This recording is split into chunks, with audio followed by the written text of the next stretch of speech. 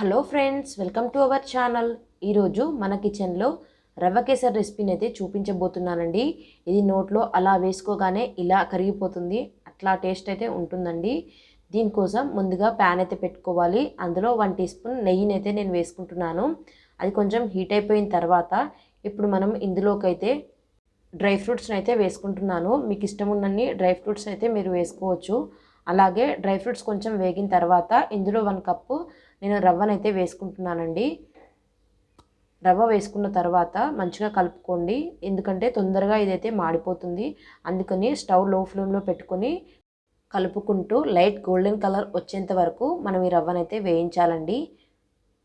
మనకు ఏదైనా నిదానంగా వేయించుకుంటే టేస్ట్ అనేది చాలా బాగుంటుంది.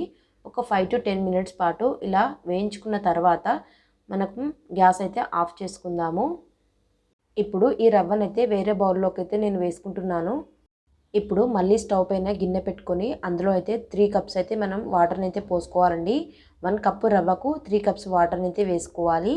ఈ వాటర్ అనేది బాగా మరిగేంత వరకు మరిగించుకోవాలి. ఇలా బాగా మరిగిన తర్వాత ఇప్పుడు మనం ఇందులోకి అయితే షుగర్ని అయితే వేసుకోవాలండి. ఒక 1/2 కప్పు వరకు నేను షుగర్ని అయితే ఇందులో వేసుకున్నాను. మీరు షుగర్ తక్కువ తినే వాళ్ళైతే కొంచెం తగ్గించుకోవచ్చు, లేదంటే పెంచుకోవచ్చు. అలాగే నేను ఇందులోకి యాలకులను అయితే దంచుకొని వేసుకున్నాను. ఇప్పుడు మనం ఇందులోకి కొంచెం కొంచెంగా రవ్వను వేసుకుంటూ కలుపుకోవాలండి. దీన్ని అయితే మంచిగా కలుపుకోవాలి, లేదంటే ఉండలు అయితే కట్టేస్తూ ఉంటాయి. అందుకని నిదానంగా రవ్వను పోసుకుంటూ కలుపుకుంటూ ఉండాలి.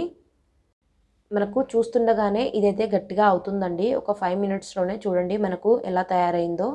రవ్వ అనేది దగ్గరకైతే వచ్చేసిందండి. ఇందులో లాస్ట్గా నేనైతే పాలనైతే వేసుకుంటున్నానండి. ఒక 1 కప్పు మంచిగా కాగపెట్టిన పాలనైతే వేసుకుంటున్నాను. ఈ పాలు వేయడం వల్ల టేస్ట్ అనేది చాలా బాగుంటుంది. పాలు కూడా వేసిన తర్వాత ఒకసారి మంచిగా మిక్స్ చేసుకొని గ్యాస్ ఆఫ్ చేసుకుంటే మనం సరిపోతుందండి. మనకు నోట్లో వేసుకోగానే కరిగిపోయి రవ్వ కేసరి అయితే రెడీ అయిపోతుంది. ఈ పాల టేస్ట్తో మనకు రవ్వ కేసరి అనేది ఇంకా టేస్టీగా మారుతుంది. మీరు కూడా ట్రై చేసి ఎలా కుదిరిందో నాకు కామెంట్ చేయండి. మరో మంచి రెసిపీతో మళ్ళీ కలుద్దాం.